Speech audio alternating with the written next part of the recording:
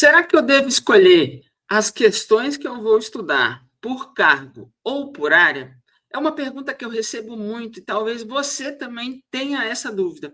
Se é melhor, no estudo de vocês, escolher o cargo, questões só por cargo ou só pela área que vocês estudam, ou até mesmo pela banca do concurso, que talvez seja a banca que vai realizar o concurso. Fica comigo nesse vídeo que eu vou mostrar para vocês algo que pode transformar a forma com que vocês me perguntam isso, a forma que vocês pensam em relação a isso. E eu quero compartilhar a minha tela aqui já de início para mostrar para vocês, porque hoje eu vou trazer provas, hoje eu vou mostrar para vocês lá no site de questões, no Tec Concursos, para vocês perceberem visualmente o porquê. E eu já digo de imediato aqui o porquê você não deve selecionar cargo, não deve selecionar área, e em pré-edital você não deve selecionar nem a banca, que talvez seja a banca do seu concurso. Mas só de eu estar aqui falando para você, talvez você fale, não, mas é bem melhor eu fazer as questões pela minha área, é bem melhor eu fazer as questões do meu cargo, é bem melhor eu fazer questões da banca que talvez seja a banca do meu edital. Só o talvez. Mas eu quero mostrar aqui para você agora algo que vai quebrar isso dentro de você. E você vai perceber que, ao final de tudo, questões são questões. Assuntos são assuntos. Ou seja, um mesmo assunto, vamos supor, responsabilidade civil é responsabilidade civil para todas as bancas, para todos os cargos e para todas as áreas. O que muda é a forma de perguntar. E mudando a forma de perguntar, quanto mais acesso, quanto mais contato, quanto mais questões você fizer de vários tipos de cargo, de banca e de área, quanto mais você tiver variabilidade em relação a isso, mais o seu pré-edital vai ser bem feito. Mais você vai ganhar know-how, mais você vai ganhar feeling de questões e mais você vai ganhar variabilidade. Pessoal, estudar por questões não é só fazer questões, não é ficar só direcionando a sua mente, a sua visão para uma única coisa. Porque o estudo por questões, você não vai chegar na prova, e isso muita gente acha que acontece isso. Você não vai chegar na prova e vai encontrar uma questão idêntica às questões que você estudou em casa. Acontece isso? Acontece. Não vou dizer que não acontece. Acontece. Mas esse não é o objetivo do estudo por questões. O objetivo do estudo por questões é você aprender a teoria, aprender toda a essência daquele assunto já aplicado, já materializado em uma questão, porque aí você consegue aprender a teoria, ver como aquilo é aplicado, o que não acontece quando você estuda PDF e videoaula. Então, você já identifica como é aplicado, você já conhece as bancas, você já conhece as inúmeras maneiras de perguntar a mesma coisa, e você começa a ter o feeling de onde é que o examinador está te tentando te pegar, aquela pegadinha que ele está colocando ali. Então, estudar por questões, pessoal, não é só você seguir o mesmo fluxo. Você precisa ter variabilidade, sempre variabilidade. E aí que vem a minha resposta, pessoal. Quando você restringe demais as possibilidades de você ter acesso a vários tipos de questões, você também restringe a sua variabilidade. Ou seja, você pode chegar em uma questão de prova que pergunta de uma maneira diferente e aí você não consegue ter esse manejo de mudar de um pensamento para outro. Os meus alunos, por exemplo, do DAC, a gente prioriza sempre essa variabilidade. O link está aqui na descrição do vídeo, se vocês quiserem saber mais. A gente sempre prioriza essa variabilidade. Por quê? Porque quando você tem variabilidade, ou seja, você tem contato com vários tipos de perguntar a mesma coisa, de várias bancas, de vários cargos, de várias áreas, você chega na hora da prova, por mais diferente que a banca tenha mudado a pergunta, ou mudado até, inclusive, a forma de perguntar que é tradicional dela, você não vai conseguir cair nessa pegadinha. Você vai, inclusive, conseguir desenrolar aquela questão com muito mais agilidade, muito mais velocidade. Porque você já viu tantas formas de perguntar a mesma coisa que você não vai mais conseguir, a banca não vai conseguir mais te enrolar ou tentar te enganar de alguma forma. Eu vou mostrar aqui um assunto para vocês, que é o assunto de supremacia da Constituição. Eu quero que vocês observem, deixa eu compartilhar a tela com vocês aqui, que aí já vai ficar mais fácil. Essa questão, a gente sempre, eu não vou responder as questões para vocês, eu vou mostrar a estrutura da questão para que vocês observem o porquê. Vocês não devem selecionar cargo, área ou banca. Banca eu digo especificamente em pré-edital, cargo e área sempre, tá? Mas banca sempre no pós-edital você precisa selecionar, pré-edital não precisa, tá bom? Observe essa questão, que é uma questão do CESP, de 2025, observem esses dados que eu estou falando para vocês, para analista judiciário do STM, ou seja, para a área de tribunais, uma questão recentíssima do CESP. E o que ela está perguntando? Ela está perguntando sobre supremacia da Constituição de uma forma formal. Ela está perguntando aqui, ó, supremacia da Constituição. Constituição Federal é formalmente suprema. Formalmente suprema. Se vocês já estudaram supremacia da Constituição, vocês sabem que existe a supremacia material e a supremacia formal. Então, aqui ela está perguntando o quê? Ela está perguntando sobre supremacia formal. Uma questão de 2025, do CESP, para a área de tribunais. Você passou por essa questão, estudou essa questão, aprendeu o que é uma supremacia formal. Aqui o professor também vai falando aqui, ó, de supremacia. Ele diz exatamente que o erro está, que essa situação não é uma supremacia formal, e ele explica que é uma supremacia material, e ele explica aqui a diferença. Nessa questão, nessa simples questão aqui, você já aprendeu sobre supremacia formal e material. Isso era o que a questão tinha para ensinar. Lembra, pessoal? Sempre pegue uma questão e tente entender o que a questão tem para te ensinar. Se você sabia o que era supremacia material formal, você revisou. Se você não sabia, você aprendeu. Questão de 2025 de tribunais. Aprendeu o que é supremacia material e formal. A gente vem aqui no comentário dos alunos, sempre vai ter um comentáriozinho aqui ou outro que te agrega, tá bom? Sempre. Aqui ele ainda faz um adendo, um acréscimo no comentário do professor, tá bom? Aprendi supremacia material formal. Vou passar para uma outra questão. Também do CESP, de 97, pessoal. Pensa só quanto tempo tem essa questão. Quanto tempo? Olha aqui, agente da Polícia Federal, já é área policial, já não é a mesma banca, de um ano extremamente antigo, agente da Polícia Federal. O que essa questão está perguntando? Supremacia material e formal das normas constitucionais. A mesma coisa. A mesma coisa que aquela questão de 2025 perguntou, da mesma banca, de uma área diferente. Ou seja, área policial. E de um cargo, por consequência, de um cargo diferente. E aí vem o professor falando isso aqui. Ele explica para você um pouquinho, supremacia formal, esse comentário não ficou tão bom, provavelmente alguém está aqui falando supremacia material e formal, aqui, material, formal, independe do seu conteúdo, e aí alguém vem falando aqui. Inclusive, você que estuda por questões, isso é o coração do DAC. Vez ou outra, vocês sempre vão encontrar assim, sou SPQ, ou alguém falando sou SPQ lá no comentário do TEC, porque eu sempre falo para vocês, para eles, meus alunos, falam assim, se vocês puderem acrescentar, ajudem o próximo, que provavelmente algum desses comentários, uma vez ou outra, vai te ajudar. Então, você poderia muito bem ter vindo aqui nessa questão, anterior aqui, ter pego esses comentários, ter pego isso aqui, ó, e ter jogado no comentário aqui para acrescentar alguma coisa.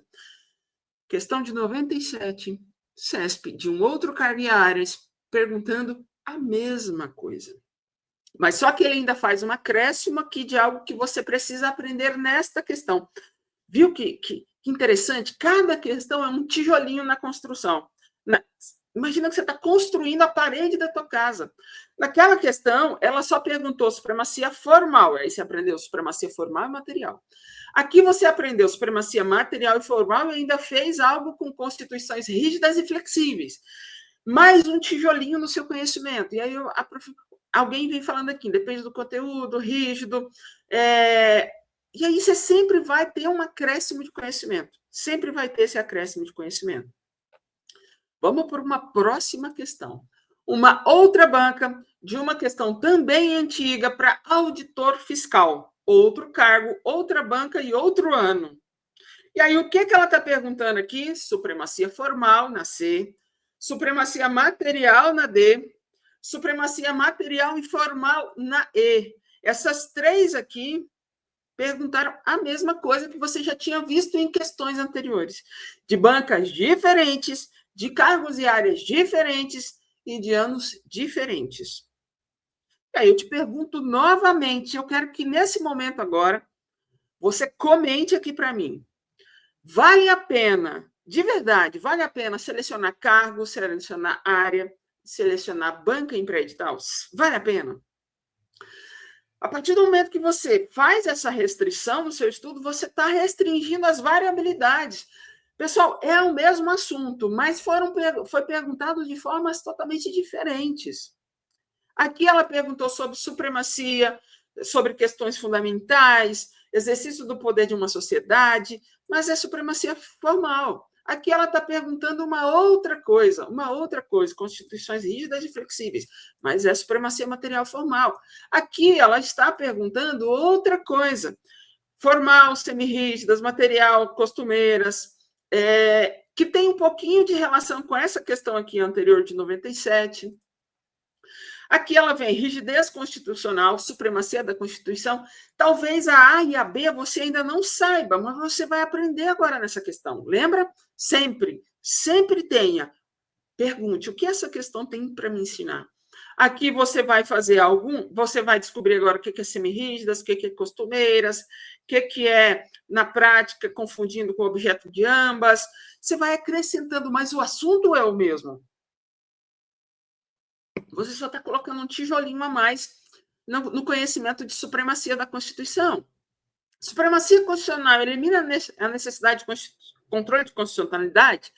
Controle de constitucionalidade é um assunto que está mais para frente do direito constitucional, é quase no fim da árvore de assuntos do direito constitucional. Mas aqui você já vai conseguir entender um pouquinho. Talvez você não saiba o que é isso, mas você vai pelo menos começar a entender a essência. E aí você vem, lê o comentário do professor, vê o que está te acrescentando no seu conhecimento sobre supremacia e sobre as outras coisas que você não sabia. Vamos ver aqui. E lê o comentário do professor, tenta entender. Aqui, lê o comentário dos alunos, tenta entender o que te acrescenta essa questão. O que te acrescenta? Tá aquilo, mas controle de constitucionalidade é um assunto que vai vir mais para frente, então eu vou me especializar mais para frente, mas nada te impede de ir lá no Google e perguntar o que é controle de constitucionalidade, para você entender a essência daquilo ali, tá? Só para você entender a essência. Não passe, atenção, pessoal, não passe para uma próxima questão se você pelo menos não entendeu a essência de todos os itens disso aqui, de tudo. Por que cada questão está certa ou está errada? Ah, não sei o que é o controle de constitucionalidade, vai, descobre o que é. Não precisa saber a fundo, mas a essência, porque o controle de constitucionalidade vai estar mais para frente. Vamos pegar uma próxima questão? FCC 2007, área de tribunais. Outra banca, outro ano e tribunal de novo. Em tema de controle de constitucionalidade, a chamada supremacia formal é atributo da classificação das constituições classificadas como. Se vocês observarem, pessoal, essa questão, isso aqui é para assustar a pessoa.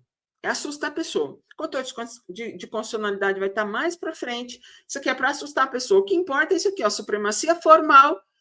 Qual é o tipo de constituição? Se vocês observarem, material e formal, rígidas e flexíveis, você tem a resposta exatamente aqui, exatamente aqui. O que ela está falando? Supremacia formal tem a ver com... Vou até ampliar isso aqui, mas não dá muito para ampliar, né? Deixa eu ver. Constituição formal, constituição rígida. Está escrito aqui, pessoal. Supremacia formal, constituições o quê? Rígidas. A resposta já estava numa questão anterior que você já tinha visto. essa parte aqui, e a banca faz muito isso aqui é para te assustar, porque você fala, controle de constitucionalidade. Puxa, nunca li, nunca vi, nunca estudei, o que é isso? Jesus, não sei responder essa pergunta. Mas não é isso, pessoal. Paciência, controle, e eu falo que o estudo por questões é até um modulador emocional, autocontrole. Autocontrole para o quê? Porque supremacia formal você já estudou. E nessa questão você aprendeu que é das constituições rígidas. E a letra E, quer ver que a letra E? Gabarito letra E, pessoal. Letra E. Vamos para uma próxima questão. PUC, uma banca pequena, 2013, auditor de controle externo. Área de controle, banca diferente, ano diferente. O que ela está perguntando aqui? Supremacia material. Aqui, material. O que ela está perguntando? Material. Supremacia formal, mecanismo de controle de constitucionalidade, supremacia. Aqui já é controle de constitucionalidade. E só nessas questões eu já percebi que supremacia e controle de constitucionalidade estão intimamente ligados. Viu que eu tive insights que foram além da questão. E quando você pega uma questão, é isso, pessoal, é ter insights além da questão. Ou seja, quando você chegar lá em controle de constitucionalidade, você sabe, aquele tema supremacia da Constituição tem muita relação aqui. Então, supremacia e controle, o controle advém da supremacia, provavelmente. E aí você vai acrescentando, tá? Controle de constitucionalidade você não sabe, mas então vamos tentar entender aqui um pouquinho, pelo menos, a essência. Interpretação, Constituição, interpretação conforme. Não apareceu em nenhuma questão anterior. O que você vai fazer agora? Aprende o que é isso aqui, o que é interpretação conforme. Pelo menos a essência, porque a interpretação pode ser que seja um assunto mais para frente. Eu não lembro exatamente onde ela vem.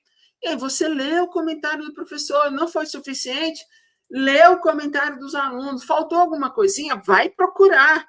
Vai lá no Google. Hoje, pessoal, vocês têm acesso a qualquer informação. Joga isso aqui na IA. Joga isso aqui no GPT, pergunta para ele, fala para ele te explicar. Volte, tenta entender o que essa questão tem para te ensinar. Vamos para uma outra questão agora? Vamos para uma outra questão? VUNESP, procurador 2019. Cargo de procurador, ou seja, área de procuradoria, nada relacionado a nenhum dos outros, uma outra banca, um outro ano. E aí a gente vem o quê? Supremacia. Supremacia formal. E aí vem umas outras coisas aqui. Supremacia formal. Controle de constitucionalidade de novo. E vem assuntos correlacionados à supremacia. E você vai fazendo essa interligação. Pessoal, voltando. Bancas totalmente diferentes. Vou até mostrar aqui para vocês. Bancas totalmente diferentes. Anos totalmente diferentes. Cargos e áreas totalmente diferentes. Falando sobre a mesma coisa, supremacia da Constituição, formal, material, e aí você começou a fazer interligações com constituições rígidas e flexíveis, controle de constitucionalidade. O estudo por questões é esses tijolinhos que você vai colocando. Você vai começar a estudar a supremacia da Constituição, você vai entender, a supremacia da Constituição, então, também tem relação com essa questão da classificação rígida e flexível. Também tem relação com o controle de constitucionalidade. Nossa, que interessante. E você vai construindo o seu know-how de teoria que você precisa. Nunca passe para uma próxima questão sem você ter entendido o porquê de cada alternativa estar certa e estar errada.